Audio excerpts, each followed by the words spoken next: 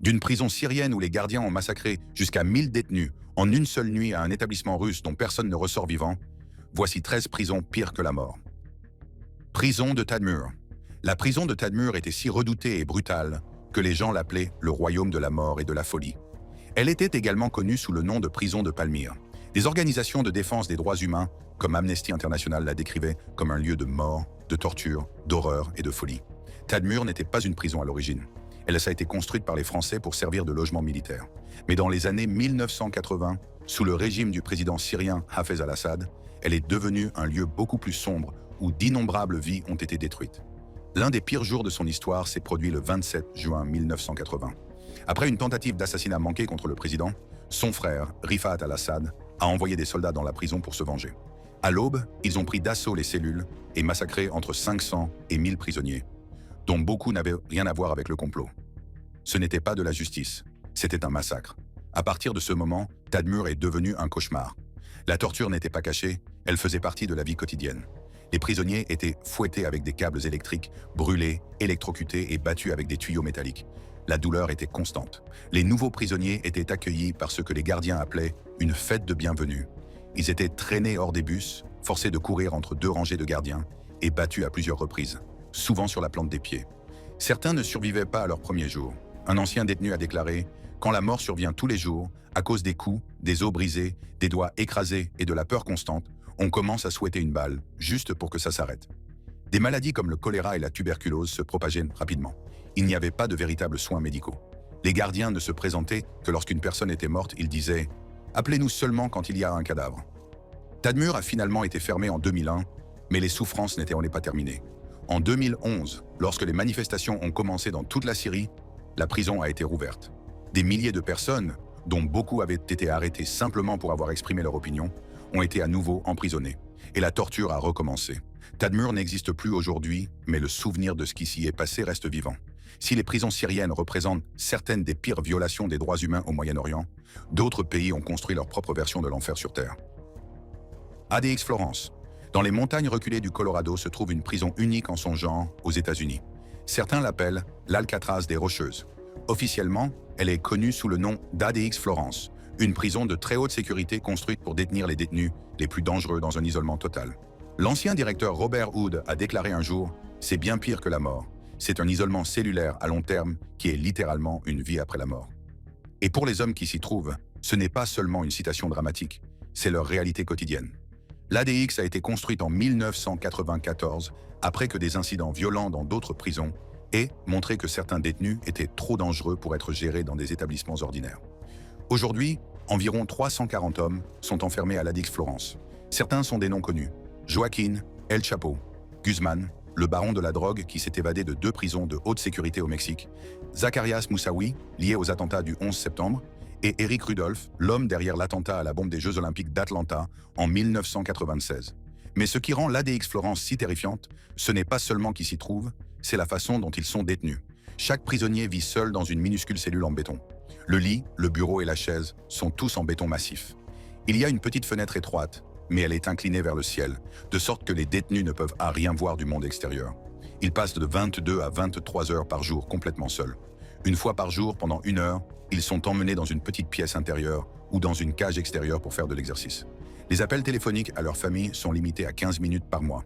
Les visites, si elles sont autorisées, sont rares et se déroulent derrière une vitre sous haute sécurité. Un ancien détenu, Jack Powers, a été envoyé à l'ADX après s'être évadé d'une autre prison. L'isolement l'a poussé à une crise de santé mentale. Même El Chapo, connu pour ses évasions audacieuses et sa violence, a écrit des lettres manuscrites au juge, suppliant qu'on lui accorde un contact humain élémentaire. Dans une lettre, il s'est excusé d'importuner la cour et a demandé à pouvoir passer seulement 2 brefs appels téléphoniques par mois pour parler à sa femme et à ses enfants. La sécurité à l'ADX est pratiquement impossible à contourner. La prison compte 1400 portes en acier qui peuvent être verrouillées instantanément, des dizaines de caméras, des détecteurs de mouvement, des capteurs de pression et des faisceaux laser. Elle est entourée de hautes clôtures surmontées de barbelés, de chiens d'attaque et de gardes armés. Depuis son ouverture en 1994, personne ne s'en est jamais échappé. L'isolement psychologique à l'ADX est conçu pour briser l'esprit humain. Mais à l'autre bout du monde, en Russie, une autre prison adopte une approche différente pour s'assurer que les détenus ne s'échappent jamais, en veillant à ce qu'ils ne sortent jamais vivants. Prison Black Dolphin. Près de la frontière entre la Russie et le Kazakhstan se trouve l'une des prisons les plus dures au monde, la prison Black Dolphin. Officiellement appelée colonie pénitentiaire numéro 6, elle tire son surnom d'une statue représentant un dauphin noir situé à l'entrée. Ironiquement, cette sculpture a été construite par les prisonniers eux-mêmes, qui ne quitteront jamais ces murs vivants. C'est à Black Dolphin que la Russie envoie les criminels les plus dangereux du pays, meurtriers, tueurs en série, terroristes et cannibales. Elle compte environ 700 prisonniers qui, à eux tous, ont pris plus de 3500 vies. Cela représente en moyenne 5 victimes par détenu. Cette prison n'a pas pour but de réformer qui que ce soit. Elle a été construite uniquement pour punir. Chaque détenu vit dans une minuscule cellule en béton, derrière 3 lourdes portes en acier. Chaque jour, les prisonniers doivent rester debout ou assis bien droit pendant 16 heures. Les gardiens effectuent les contrôles toutes les 15 minutes pour s'assurer qu'ils respectent cette règle. C'est physiquement épuisant et mentalement exténuant. Lorsque les prisonniers sont déplacés, ils ont les yeux bandés, sont courbés en deux et leurs mains menottées sont tirées derrière leur dos. Ce n'est pas seulement pour des raisons de sécurité, c'est aussi pour s'assurer qu'ils n'apprennent jamais la disposition de la prison et pour leur ôter tout sentiment de contrôle ou de dignité. Il n'y a pas de cour de prison, pas de réfectoire et aucune possibilité de socialiser. Les repas sont pris seuls dans la cellule et se composent de pain, de soupe et de bouillie 4 fois par jour. C'est suffisant pour survivre, mais pas pour se régaler. Le seul véritable divertissement consiste à lire des livres ou à écouter la radio. Le personnel est formé pour traiter les détenus avec une discipline stricte. Les gardiens maintiennent une distance professionnelle tout en appliquant les routines quotidiennes rigoureuses. Mais ce qui rend cette prison vraiment terrifiante, ce ne sont pas seulement les règles strictes ou les routines cruelles, c'est le caractère définitif. Personne ne quitte Black Dolphin vivant. Il n'y a pas de libération conditionnelle, pas de transfert, pas de seconde chance. C'est ici que l'histoire se termine pour ces hommes, à l'intérieur d'une boîte de béton froide où même leur humanité s'estompe lentement. Alors que Black Dolphin représente une punition calculée et méthodique, d'autres prisons à travers le monde ont sombré dans le chaos en raison de la surpopulation et de la négligence, créant des conditions qui sont sans doute encore plus cauchemardesques. Prison centrale de Gitarama. Au centre du Rwanda se trouve une prison autrefois considérée comme l'une des plus surpeuplées au monde, la prison centrale de Gitarama, également appelée prison de Muhanga. Construite à l'origine pour accueillir seulement 400 personnes, Gitarama a été submergée à la suite du génocide rwandais de 1994. Au cours de cette période chaotique, plus de 7000 personnes ont été entassées dans la prison, beaucoup d'entre elles étant accusées d'avoir participé au génocide, bien que dans de nombreux cas, il n'y ait eu que peu ou pas de preuves ni de procès. Le niveau de surpopulation dépassait tout ce que la plupart d'entre nous peuvent imaginer. Avec autant de personnes entassées dans un espace aussi réduit, les prisonniers n'avaient souvent nulle part où s'asseoir ou s'allonger. Certains finissaient par dormir debout, pressés contre les autres dans les cellules exiguës. Ce n'était pas seulement inconfortable, c'était inhumain. Les soins médicaux étaient quasi inexistants. Il n'y avait qu'un seul médecin pour des milliers de détenus. Les maladies se propageaient rapidement dans ces conditions de promiscuité. De nombreux prisonniers ont développé de graves infections aux pieds après être restés debout dans des conditions insalubres pendant de longues périodes. Sans traitement médical approprié, beaucoup sont morts de maladies évitables. En l'absence de toilettes fonctionnelles pour des milliers de personnes, les déchets s'accumulaient partout, créant un terrain propice aux maladies et rendant l'air à peine respirable. Le coût psychologique était insupportable. Il ne s'agissait pas seulement de criminels endurcis, beaucoup avaient été emportés dans le sillage du génocide. Certains coupables, beaucoup innocents, tous piégés dans un système qui s'était effondré. La plupart d'entre eux savaient qu'ils ne sortiraient probablement jamais, ce qui rendait leur souffrance encore plus difficile à supporter. La pression internationale a finalement conduit à des réformes pénitentiaires et à la libération de nombreux détenus, mais ce traumatisme reste un chapitre sombre de l'histoire du Rwanda. Les conditions à Gitarama étaient extrêmes, mais en Asie du Sud-Est, une autre prison se forgeait une réputation tout aussi sinistre pour le traitement brutal qu'elle infligeait à ses détenus. Prison centrale de Bangkwang. Juste à l'extérieur de Bangkok, en Thaïlande, se trouve la prison centrale de Bangkwang, surnommée le Bangkok Hilton, bien que les détenus l'appellent Big Tiger, le grand tigre, car ils ont l'impression qu'elle les dévore chaque jour. Construite dans les années 1930 pour les criminels dangereux, la prison est devenue gravement surpeuplée, accueillant à un moment donné plus de 8,000 prisonniers dans un espace prévu pour la moitié de ce nombre. La plupart des détenus étaient condamnés à mort, purgeaient des peines à perpétuité ou étaient enfermés sans aucune chance de libération. Pendant les 2 premières années, tous les nouveaux détenus étaient contraints de porter des fers aux jambes. Les condamnés à mort portèrent de lourdes chaînes qui restaient en place jusqu'à leur exécution, rendant leurs mouvements extrêmement difficiles et douloureux. Les cellules prévues pour quelques hommes étaient remplies de 20 à 30 détenus. Il n'y avait pas assez d'espace pour s'allonger confortablement. L'eau n'était disponible qu'à certaines heures de la journée. Jusqu'à 70 détenus se partageaient un seul espace pour se laver, et si vous ne vous battiez pas pour avoir de la place, vous ne pouviez pas vous laver. La nourriture était rare et souvent contaminée. On trouvait fréquemment des corps étrangers dans le riz. Les détenus les plus riches pouvaient acheter de meilleurs repas aux gardiens, tandis que les plus pauvres devaient travailler dans la prison juste pour manger. Les exécutions étaient effectuées sans préavis. Un prisonnier pouvait être là le matin et être exécuté le soir même. La peur de la mort était constante. Signaler les abus était extrêmement risqué. Les plaintes entraînaient souvent des passages à tabac ou des périodes prolongées d'isolement cellulaire, de sorte que les prisonniers restaient silencieux et supportaient ces conditions.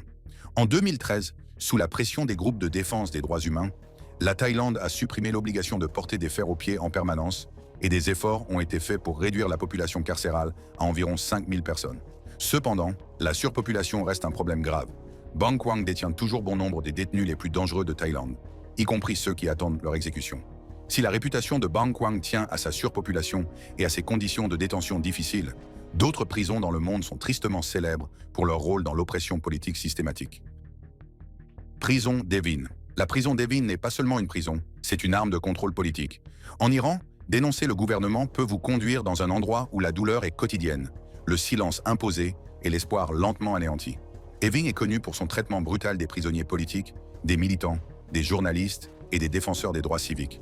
C'est un lieu construit non pas pour corriger, mais pour punir, intimider et briser ceux qui osent défier l'autorité. À l'intérieur d'Evin, des cas de torture ont été documentés par des organisations de défense des droits humains. Des prisonniers ont rapporté avoir été soumis à des chocs électriques, à des passages à tabac violents, à des agressions sexuelles et à des tortures psychologiques, notamment des simulacres d'exécution. La privation de sommeil et l'isolement prolongé sont des tactiques couramment utilisées. Des prisonniers hommes et femmes, y compris des jeunes adultes, ont rapporté avoir subi des violences sexuelles afin de leur extorquer des aveux. Même les soins médicaux de base sont utilisés comme une arme. Au lieu d'aider les malades, le personnel pénitentiaire refuse souvent de les soigner à moins que les prisonniers ne se plient à ces exigences ou ne fournissent des informations. Certains prisonniers ont vu leur santé se détériorer, sachant que l'aide médicale dépendait de leur coopération avec les interrogateurs. Les cellules sont gravement surpeuplées et insalubres. Les familles à l'extérieur vivent dans une peur constante, souvent maintenues dans l'ignorance totale de l'État ou du sort de leurs proches. Malgré les efforts de l'Iran pour restreindre l'information, les rapports d'anciens prisonniers, d'organisations de défense des droits humains et de membres de famille continuent de documenter les abus systématiques commis à Evin. Les groupes internationaux de défense des droits humains ont condamné à plusieurs reprises Evin, appelant à une surveillance indépendante et à la responsabilisation. Cependant, le gouvernement iranien continue de refuser l'accès aux observateurs internationaux et la prison reste un outil essentiel de répression politique. Si la prison d'Evin illustre l'utilisation de l'incarcération comme moyen d'oppression politique, les États-Unis ont leur propre approche controversée de la punition, en particulier dans la manière dont ils traitent les personnes en attente d'exécution. Alan B. Polonsky Unit.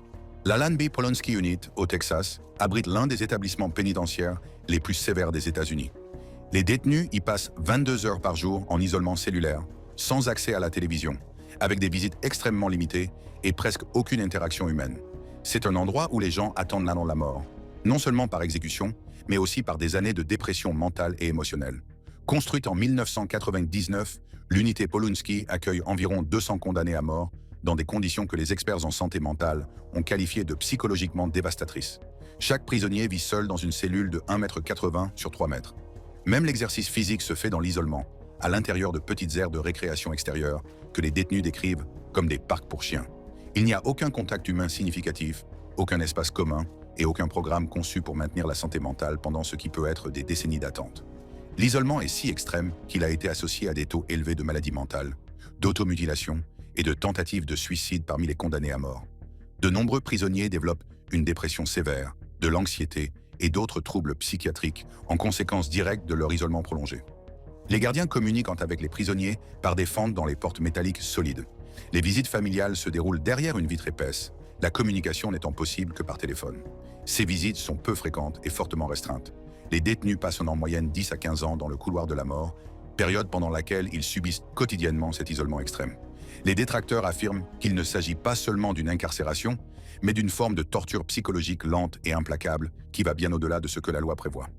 Des professionnels de la santé mentale ont témoigné que ces conditions peuvent causer des dommages psychologiques permanents, quel que soit l'état mental initial du détenu. L'unité Polonsky soulève de sérieuses questions sur l'éthique de l'isolement cellulaire prolongé. Si la mort est déjà la sentence finale, les années qui la précèdent doivent-elles être remplies d'une punition psychologique aussi sévère? Alors que le Texas a perfectionné l'art d'isoler les condamnés à mort, le système pénitentiaire brésilien des années 1990 a montré au monde entier ce qui se passe lorsque la violence et la surpopulation carcérale deviennent totalement incontrôlables. Pénitencier de Carandiru. La prison de Carandiru, à São Paulo, au Brésil, était autrefois la plus grande prison d'Amérique du Sud, avec plus de 8000 détenus. Mais elle est aujourd'hui surtout connue pour l'un des événements les plus tragiques de l'histoire du Brésil, le massacre de Carandiru, le 2 octobre 1992, au cours duquel la police militaire a tué 111 prisonniers non armés lors d'une émeute qui avait éclaté dans la prison. Les violences ont commencé par une bagarre entre détenus dans le pavillon 9, à la suite d'un différend concernant un match de football et des relations amoureuses. L'altercation s'est transformée en une émeute impliquant plusieurs centaines de prisonniers qui utilisaient des armes improvisées telles que des barres de métal et des morceaux de verre brisés. Les gardiens de prison, dépassés par les événements, ont battu en retraite et appelé la police militaire en renfort. Ce qui s'est ensuivi a transformé une situation gérable en une tragédie nationale. La police militaire a pris d'assaut la prison, affirmant avoir été confrontée à une résistance armée de la part des prisonniers. En réalité, les enquêtes ont révélé par la suite que les détenus ne possédaient pas d'armes à feu.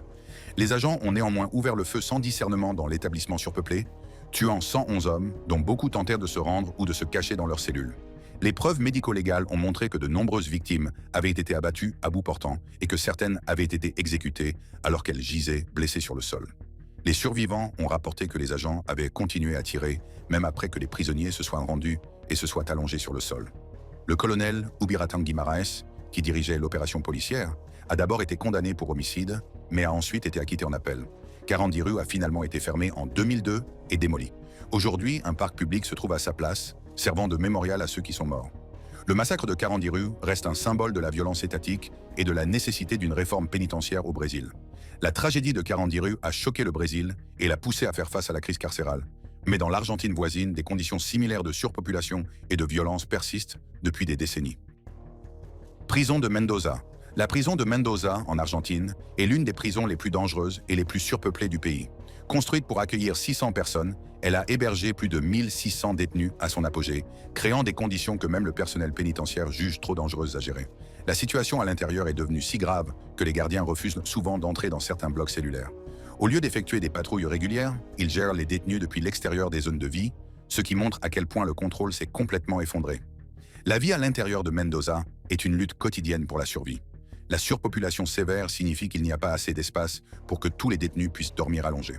La nourriture est rare et souvent avariée. L'eau potable est rationnée et lorsqu'elle est disponible, elle est souvent contaminée. Les prisonniers sont obligés d'utiliser des sacs en plastique et des récipients comme toilettes. L'odeur et la saleté rendent l'environnement presque insupportable. En 2005, Amnesty International et d'autres organisations de défense des droits humains ont publié des rapports cinglants condamnant Mendoza pour ses traitements inhumains. Les détenus ont signalé des passages à tabac systématiques par les gardiens et les membres de leur famille ont parfois été agressés ou menacés lors de leur visite. La prison est devenue de facto autonome, avec des détenus puissants et des gangs contrôlant différentes zones.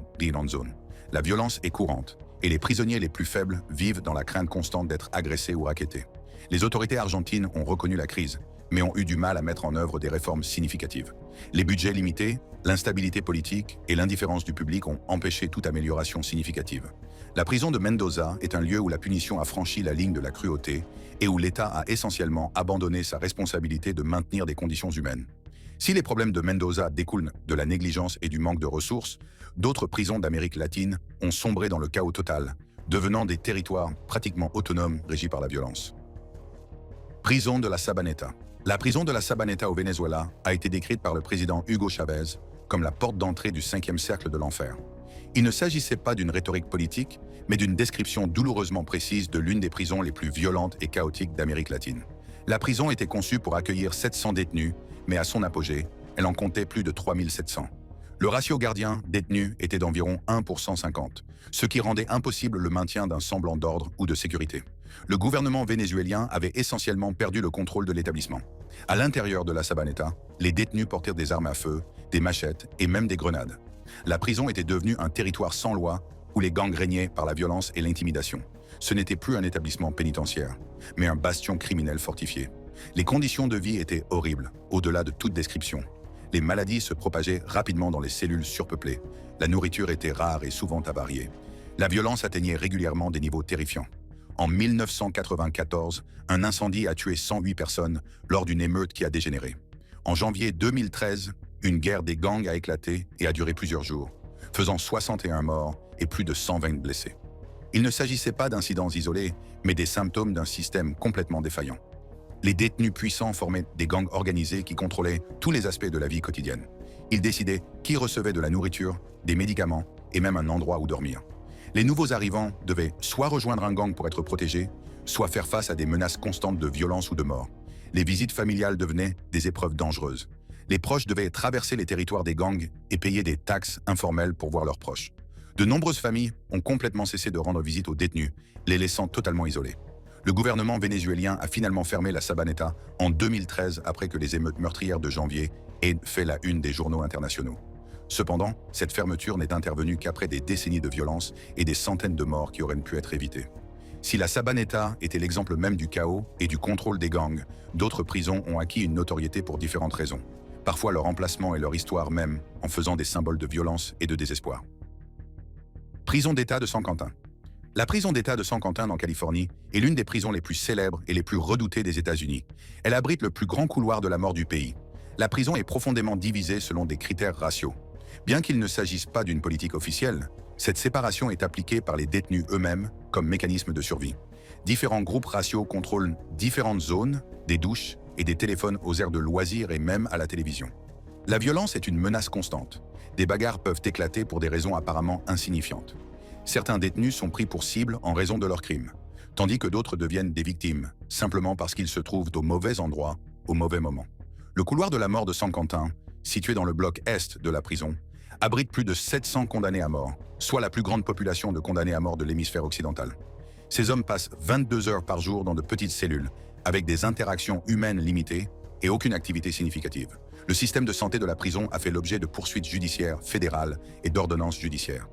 Les détenus souffrant de troubles médicaux graves reçoivent souvent des soins inadéquats et les services de santé mentale sont très limités malgré le taux élevé de problèmes psychologiques. San Quentin mérite bien sa réputation de prison la plus tristement célèbre des États-Unis, mais ce n'est pas le seul établissement du pays où la violence et les mauvaises conditions de détention ont créé un environnement infernal pour les détenus. Rikers Island. Rikers Island est connu pour être l'un des complexes pénitentiaires les plus dangereux des États-Unis. Il abrite environ 7000 détenus répartis dans plusieurs établissements, dont la plupart sont en attente de jugement et n'ont été reconnus coupables d'aucun crime. Beaucoup s'y trouvent simplement parce qu'ils n'ont pas les moyens de payer leur caution, parfois pour des délits mineurs. Si des réformes ont permis de réduire certaines formes de violence à Rikers Island, les chiffres restent choquants. L'établissement connaît encore chaque année des dizaines d'agressions à l'arme blanche, de coups de couteau et d'agressions graves. Même les statistiques améliorées sont alarmantes.